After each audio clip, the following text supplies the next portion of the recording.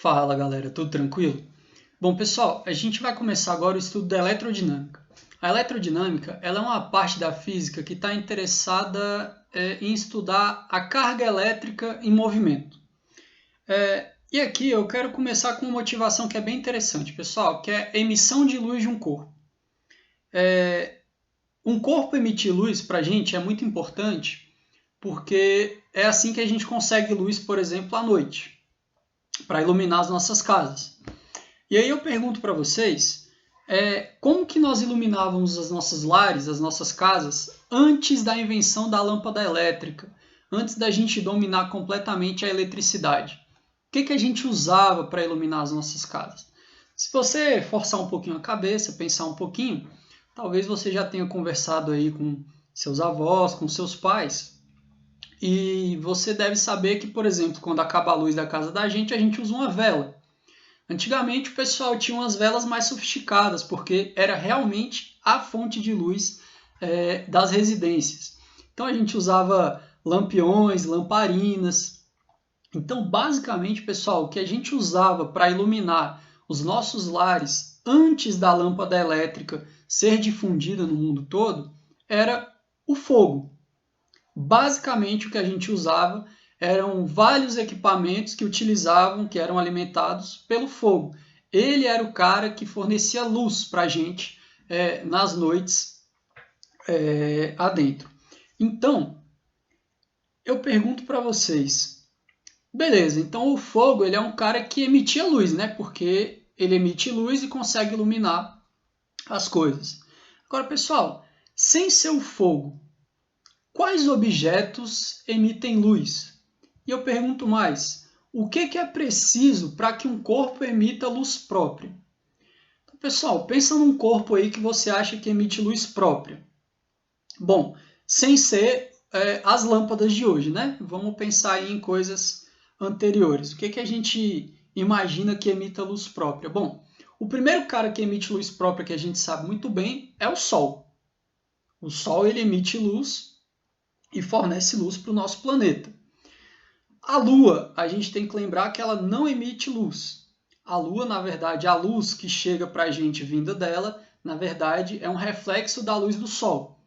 Então, a luz do Sol bate na luz, reflete e ilumina um pouquinho a noite aqui quando é lua cheia ou quando é lua crescente ou minguante. Quando é lua nova, aí ela o reflexo da luz do Sol já não chega na gente, né? E aí não tem tanta luz assim. Agora, fora o Sol, que está muito distante, né? O que mais a gente pode imaginar que emita luz própria aqui perto da gente? Bom, se você pensar um pouquinho, um objeto que esteja muito quente, ele emite luz própria. Por exemplo, um carvão que esteja numa fogueira pegando fogo ali, ele emite luz própria. Não o fogo, mas o carvão. Ou um outro exemplo é quando a gente esquenta uma faca muito no fogo, ela começa a mudar de cor, ela começa a ficar avermelhada, e aí a temperatura dela vai aumentando, ela vai ficando alaranjada, uma coisa mais ou menos assim, ó. Esse objeto, quando ele está assim, a gente diz que ele está incandescente, ele está emitindo luz própria. Então, pessoal, a gente percebe que a coisa necessária para se emitir luz própria é ter alta temperatura. Um objeto que esteja numa temperatura muito alta, ele se torna incandescente, ele passa a emitir luz própria. Então tá aqui ó, a resposta da nossa pergunta. Para emitir luz própria é preciso estar numa alta temperatura, numa temperatura muito alta. Pessoal, hoje a gente sabe que existem outras maneiras de emitir luz própria sem ser com alta temperatura. Mas isso vem numa explicação futura que nós vamos debater mais na frente. Nessa aula eu estou preocupado com a emissão de luz devido à alta temperatura, beleza? Então a gente vai pensar nesse primeiro caso, que foi o primeiro caso que a gente descobriu, que é a emissão de luz devido à alta temperatura. Tranquilo? Então um corpo numa temperatura muito alta, ele emite luz. Ah, beleza então. Então se eu colocar um corpo numa temperatura muito alta, eu posso usar ele para iluminar os nossos lares. E aqui, pessoal, para vocês saberem, um corpo ele passa a emitir luz própria quando ele está numa temperatura de mais ou menos 1000 graus Celsius, tá? Aqui, pessoal, nessa temperatura, ele emite uma luz mais avermelhada.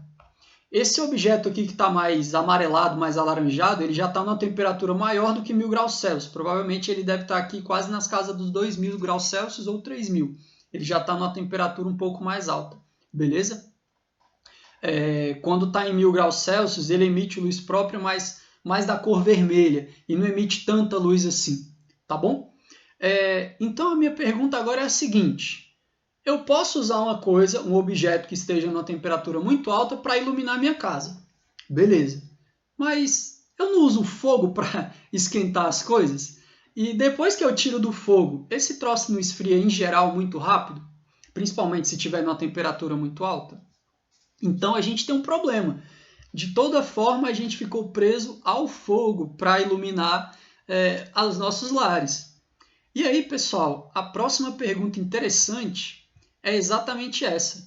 Como que a gente pode aquecer um corpo até que ele se torne incandescente, ou seja, até que ele atinja uma temperatura maior do que 1000 graus Celsius, maior do que 2000 graus Celsius, sem usar o fogo? Essa foi a pergunta mais interessante e essa pergunta que resolve o problema da iluminação dos nossos lares na era da eletricidade, pessoal. A gente descobriu que para responder essa pergunta, nós podemos usar a eletricidade.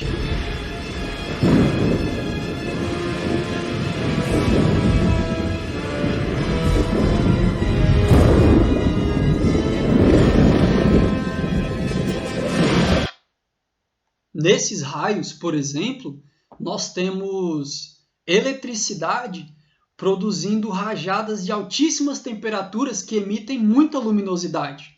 Basicamente é isso que é um raio. Ele é um cara que está emitindo muita luminosidade porque ele está com a temperatura muito alta. E o que está produzindo esse aumento muito grande de temperatura é a eletricidade passando por ali. Bom,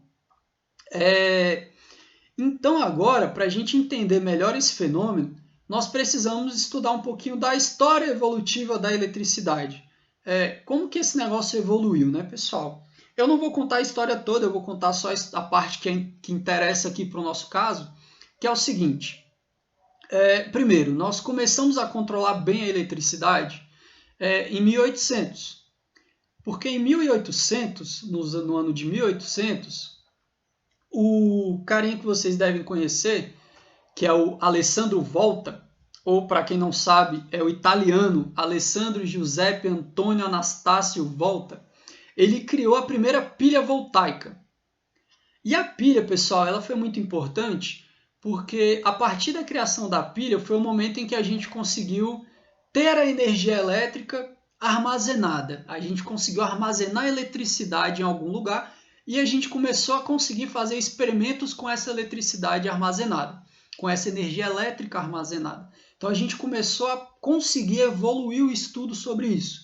Então a criação da pilha voltaica proposta por Alessandro Volta foi um marco muito importante na evolução da eletricidade. Depois disso, a gente entrou finalmente no momento em que a gente usa esse cara que está armazenando energia elétrica para criar luz. Quem fez isso com um relativo sucesso, 11 anos após, em 1811, foi um cara com nome difícil chamado Humphrey Davy, Davy Humphrey, né? Ou Humphrey Davy. Acho que é Humphrey Davy que o pessoal costuma falar porque ele era um inglês. Então deve ser Humphrey Davy. Bom, ele pegou a pilha voltaica e construiu uma bateria no modelo da pilha voltaica de 2000 elementos. Então uma bateria gigante, uma bateria muito grande. E como ela era uma bateria muito grande, ela conseguia produzir uma quantidade de energia elétrica muito grande. E aí ele usou essa bateria em um arco carbônico, que eu vou mostrar para vocês daqui a pouquinho o que é esse arco carbônico. O interessante é que com esses dois elementos ele conseguiu fazer esse arco carbônico se tornar incandescente. Olha que interessante. Então a gente começou em 1811 a ter luz sendo produzida pela eletricidade e não mais somente pelo fogo. E aí a gente teve finalmente um momento em que essa produção de luz ela pode ser comercializada, porque aqui, pessoal, esse projeto ele não era comercialmente viável, né? Porque Quem é que ia ter uma bateria de 2.000 elementos em casa? É extremamente complicado. Então isso aqui era um sistema muito caro.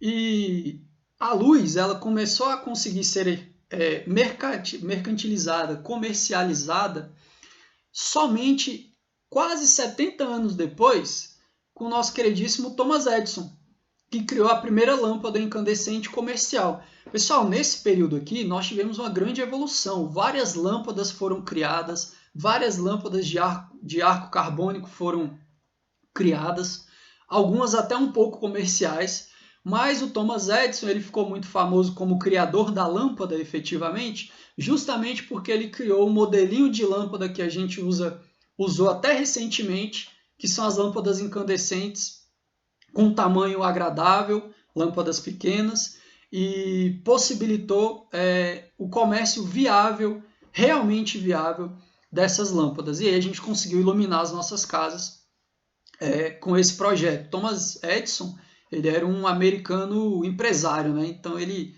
conseguiu realmente realizar o comércio dessas lâmpadas, tá, pessoal? Para a gente entender melhor cada um desse processo, o funcionamento de cada uma dessas coisas, eu vou mostrar separadamente o funcionamento de cada um deles aqui para vocês, até porque tem muita física envolvendo cada um desses elementos aqui, tá, pessoal? Então agora a gente vai passar ponto a ponto.